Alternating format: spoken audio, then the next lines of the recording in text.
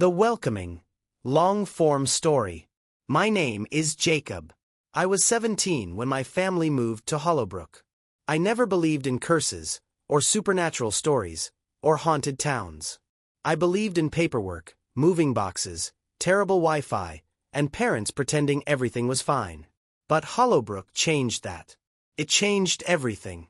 Because nothing about that town was normal, and the worst part is, nobody warned us.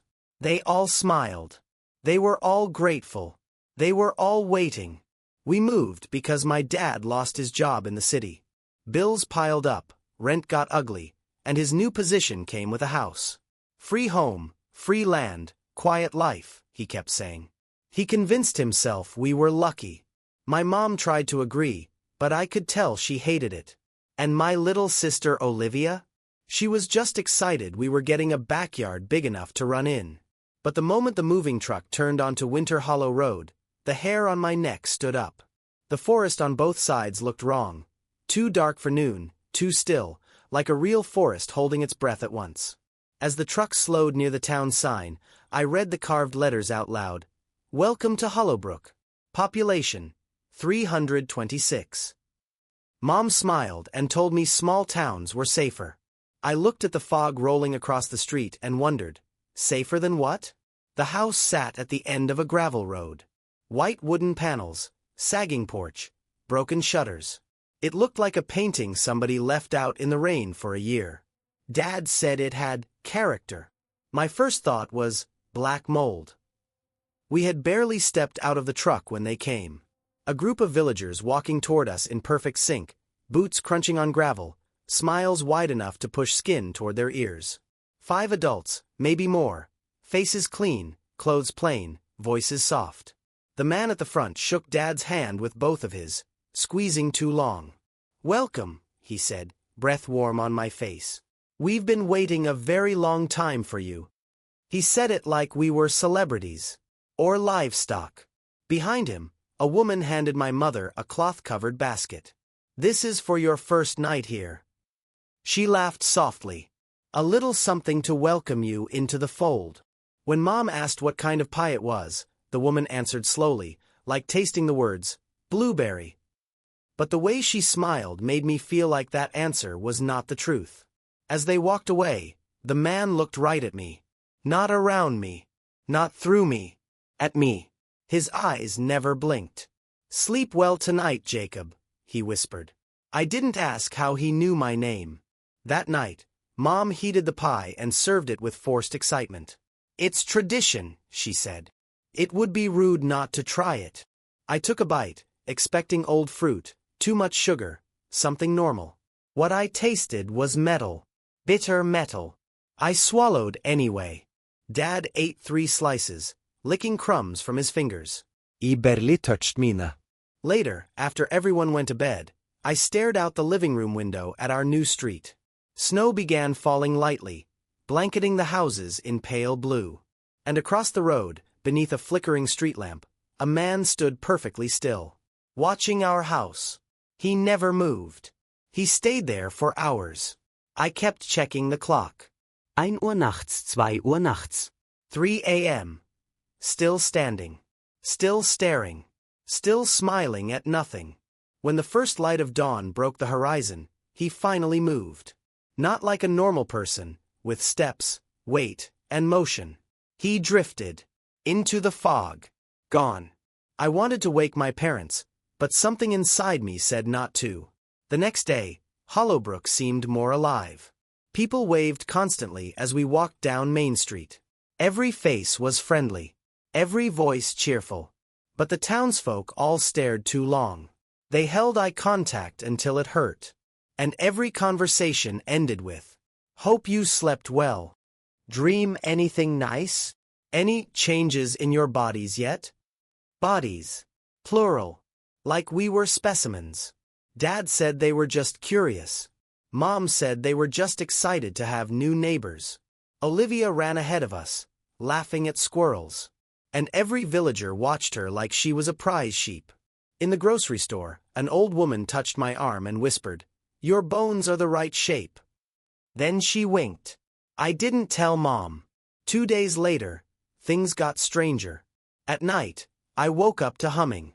Music without lyrics, voices without mouths. It filled the walls, vibrating through the air like sound underwater. I walked to my parents' room, pressing my ear to their door. They were humming the same tune. In their sleep. The next morning they remembered nothing. On the third night, I woke up to footsteps creaking in the hallway. Heavy. Uneven. Someone walked right past my bedroom door. I opened it a crack and saw Olivia standing at the end of the hallway facing the wall. She didn't respond when I said her name. She didn't blink. She didn't breathe. She whispered, "They want us." I ran to her, shook her shoulders. She gasped awake like she had been drowning. She didn't remember going there. We returned to bed. I pretended to sleep. At midnight, the doorbell rang. Dad opened it. Standing outside were 30 villagers holding lanterns, all smiling at once. The same perfect smile, flashing teeth. Their leader stepped forward. The pie woman. "We hope the pie was to your liking," she said. "Dad said it was delicious." My stomach twisted. She nodded. "We're pleased. Tonight, bring your family to the bonfire in the center of town. It is what newcomers do." Mom agreed instantly. Dad too. I said nothing, but inside, something screamed. That night the bonfire towered 20 feet tall. Flames roared into the sky. Sparks flew like stars. Villagers surrounded it in a wide circle. They clapped hands. They swayed. They hummed the same tune from the walls. Then I noticed what burned inside the flames. Cloth dolls. Hundreds. Small handmade dolls with buttons for eyes, yarn for hair, and names stitched into their chests. I saw one spinning in the fire, cloth melting away, revealing a name burned into its back. Jacob. The woman beside me noticed I was staring. She whispered, through that same strained smile, "It's tradition." Dad clapped in rhythm with the crowd. Mom smiled as tears ran down her cheeks. Olivia stood perfectly still, swaying slightly as if strings pulled her. I ran. Straight through the circle, pushing bodies aside, ignoring their gasps and hisses. I sprinted home and locked myself in the bathroom, splashing cold water on my face. My reflection was wrong. My eyes looked darker. Too dark. When I stepped back into the hallway, I heard whispering behind me. Inside the walls. Under the floorboards. They whispered a name I had never heard before. But they spoke it as if it belonged to me. Chosen. The next morning, Dad told me he had met with the council. I didn't know there was a council. He poured coffee and told me calmly we were going to stay in Hollowbrook forever. I said no. He said we didn't have a choice. That afternoon, the villagers brought more gifts: homemade breads, jars of canned fruit, wooden carvings, clay bowls. And a letter. Handwritten. Black ink. No signature. It read, "Your family completes the circle. When the moon is full, the woods will open." I asked Dad about it. He shrugged. "It means we are accepted." He was smiling, but his eyes, they weren't right. That night the chanting returned, louder than ever. My room shook with it. I clapped my hands over my ears, but the sound was inside my head. I heard my sister whispering to someone unseen. I heard my mom laughing in her sleep. I heard my dad walking outside at 3 a.m., barefoot in the frost. From my window I saw villagers circling our house. Hands joined. Faces blank. Smiles glued on. The chanting grew faster. And suddenly, everyone stopped. Silence. Absolute silence. Every head turned upward at the same time, staring at my bedroom window. Then they all said my name at once. Jacob. Hundreds of voices in perfect harmony. The next day, something in my father broke. He told us the truth. We were gifted the house because the last family vanished. No des. No bodies. Just gone. The house was free because nobody would buy it.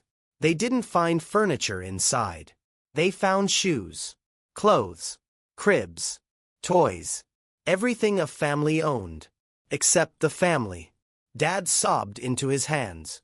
They want us too, he whispered. They want our blood. They want our bodies.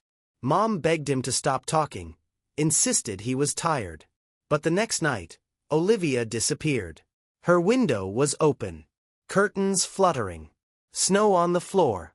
Tiny footprints leading outside. Outside, villagers stood waiting, torches glowing like hungry eyes. Their leader, masked now, said calmly, "She is chosen. You have 2 nights to accept." I grabbed a kitchen knife and screamed I would kill every one of them if they touched her. The masked man chuckled.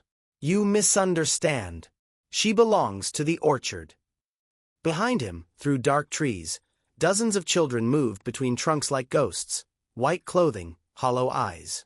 My sister was among them. She giggled, voice echoing with older tones behind it. "Stay here, Jacob," she whispered. "It's better here." Then she vanished into the trees. We tried to run. We packed the car in 5 minutes. The engine didn't start. The tires were cut. The phone line was dead. Dad grabbed matches, screaming we'd burn the town to the ground. Mom dragged him back inside crying. Night fell. The town stood outside, whispering one word. Tomorrow. I didn't sleep. I sat by the window holding the knife, watching shadows move across the yard. At dawn, Dad was gone too. His boots sat by the door. His footprints led toward the orchard. Then stopped. Just stopped. The townsfolk gathered again. They lit torches. They held hands. They sang. Mom laughed like she had lost her mind. She walked outside barefoot. The crowd swallowed her whole. I followed. I don't know why. Maybe I was already lost. They led us to the orchard, me and dozens of others, all swaying, humming, smiling like puppets on invisible strings. At the center stood a tree thicker than a house, roots crawling above ground like veins. The masked man climbed onto a root and raised his hands. He spoke one word. Bind. The ground opened. Roots wrapped around our ankles. Voices filled the air, thousands whispering through bark and soil. I saw faces carved into the trunk. Human faces. Eyes open. Mouths screaming. They weren't statues. They were alive. The root wrapped around my wrist, tight enough to cut blood flow. I heard my sister laugh from somewhere above me. "He stayed," she sang. "He stayed." I thought I was going to die. I wanted to die. Then lightning tore across the sky and struck the tree. Flames roared upward. Roots recoiled. Villagers screamed and scattered. The masked man fell. The chant broke. I ripped free and ran. I ran until my lungs bled. Until my legs shook. Until the night died. Until the road appeared. The old town sign stood crooked in the snow. I ran past it and didn't stop. At dawn, I collapsed into the arms of strangers. Police took my statement. Search teams returned to the location.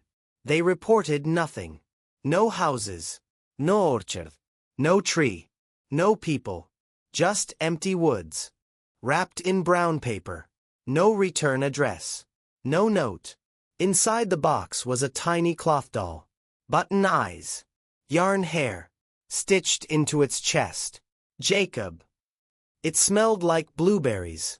And every night since, I wake up to humming outside my window. The same tune. The same smiling voices. The same whisper beneath them all. Come home. End.